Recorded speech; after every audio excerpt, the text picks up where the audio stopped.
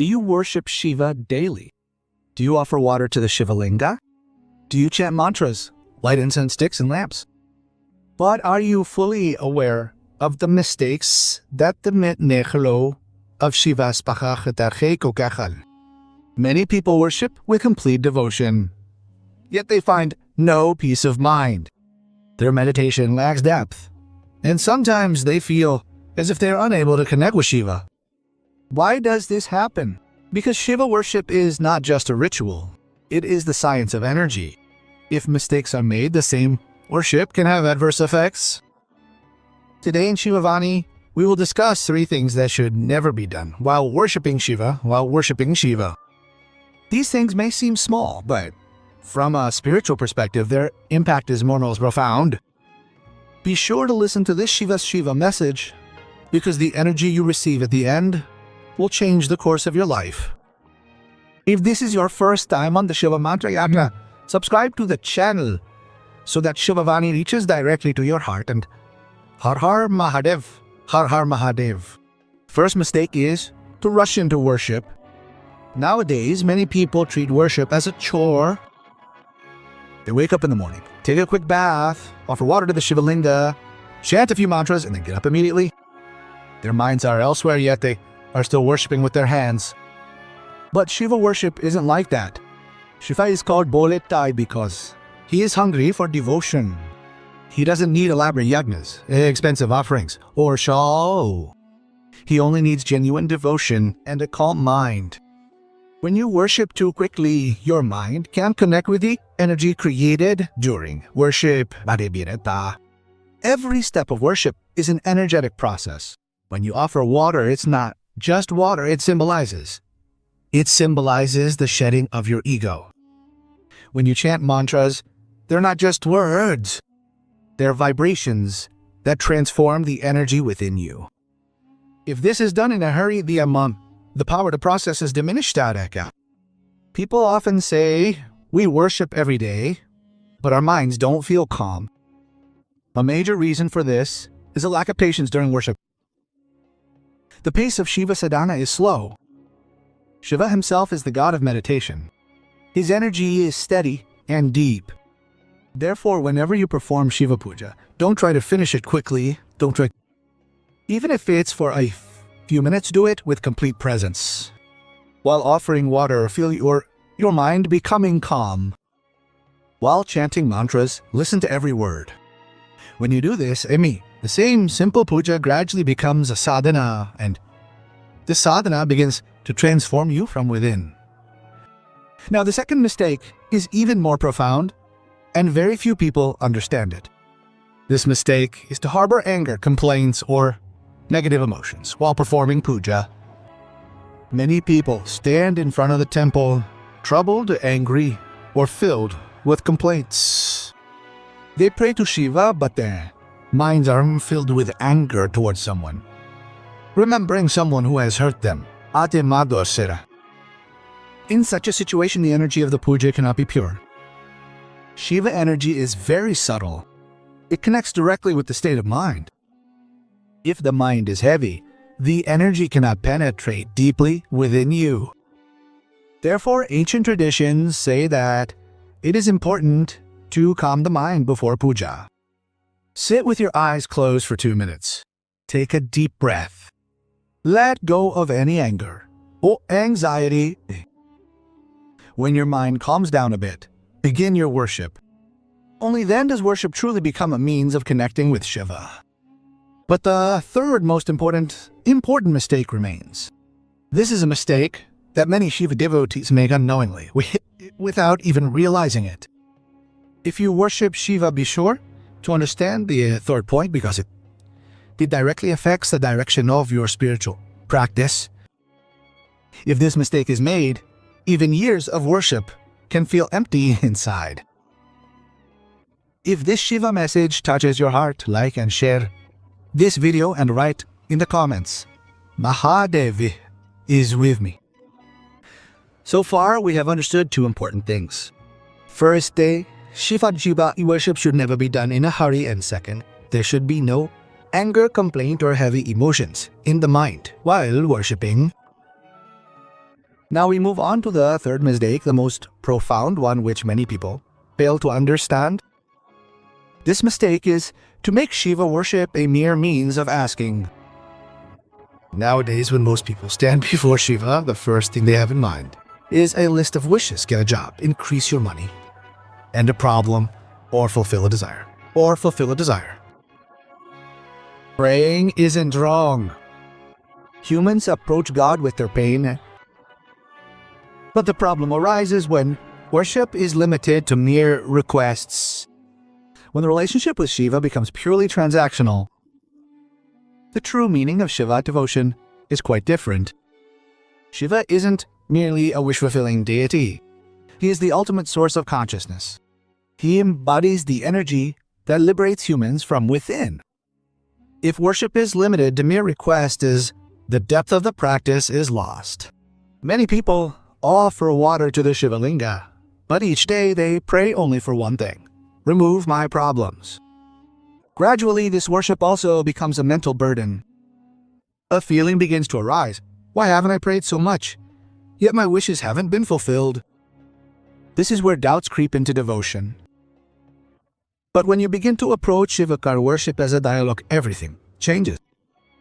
Imagine if you met a loved one and only asked for something every time. The same applies to Shiva. Learn not only to ask, but also to thank. Sometimes sit before Shiva without asking for anything. Just close your eyes for a few minutes and chant Shiva's name. Doing so will transform the energy within you. The true miracle of Shiva devotion begins when you surrender more than you ask. Surrender doesn't mean ignoring life's problems. Surrender means trust. When you worship with trust, your mind becomes light. You feel that whatever happens will be due to Shiva's grace. And this feeling deepens your spiritual practice. Ancient sages combined Shiva worship with meditation. For them, the Shivalinga was not merely a symbol of worship, but a center of consciousness. When they sat before the Shivalinga, their goal wasn't simply to obtain something. They wanted to connect with the silence that is Shiva. Even today, if someone practices Shiva devotion with the same feeling, their experience can be completely transformed. When you offer water, feel the unrest within you flowing away. When you chant mantras, don't just speak them. Listen to them as well. When you sit in front of Shiva, simply remain silent for a few moments. Gradually, you will feel that worship is no longer just an act. It begins to open a door to peace within you.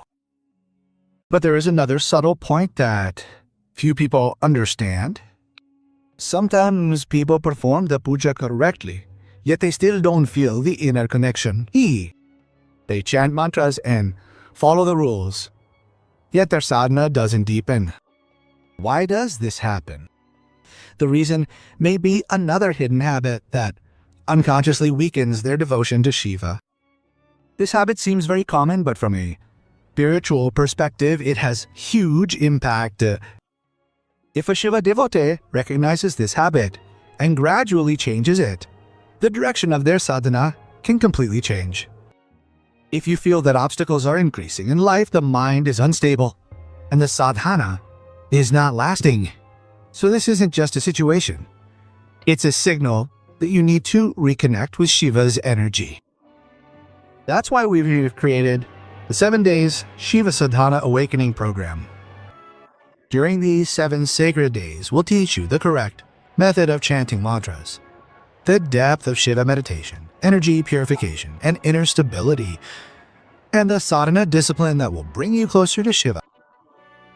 This isn't just 7 days, it's the beginning of changing the direction of your life. Sadhak, if you truly want to attain Shiva, proceed with complete dedication, not half-heartedly. No. Click on the link below to join the 7 Days Shiva Sadhana program. Give your sadhana a new dimension today, because when a seeker takes one step, Mahadev comes 10 steps forward. So far, we've begun to understand 3 important things. First, one should not rush into Shiva worship. Second one, One should not harbor anger or negative emotions while performing the puja. And third, one should not use Shiva worship as a means of mere begging. But now, it's important to understand a deeper point because this is where many Shiva devotees unknowingly diminish the power of their spiritual practice. This is the mistake, making worship a habit but not incorporating consciousness.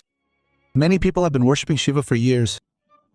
They fast every Monday, offer water to the Shivalinga daily, and chant mantras. From the outside, everything seems perfectly fine, but deep inside, the worship gradually becomes a routine. The hands perform the same actions, but the mind wanders elsewhere. Sometimes worrying about work, sometimes remembering someone, sometimes planning for the future. In such situations, worship becomes merely an act, devoid of consciousness. The greatest secret of Shiva's spiritual practice is that awareness is as crucial. Shiva is called the god of meditation. His entire energy is linked to stillness and awareness. Therefore, when a person worships Shiva, they not only perform the action but also bring their full consciousness to that action. If you're offering water, feel the moment. Watch the flow of water. Let your mind be in that moment. If you're chanting a mantra, listen to every word. Don't try to finish the mantra too quickly. Chanting a mantra is a vibration that gradually changes the rhythm of your mind.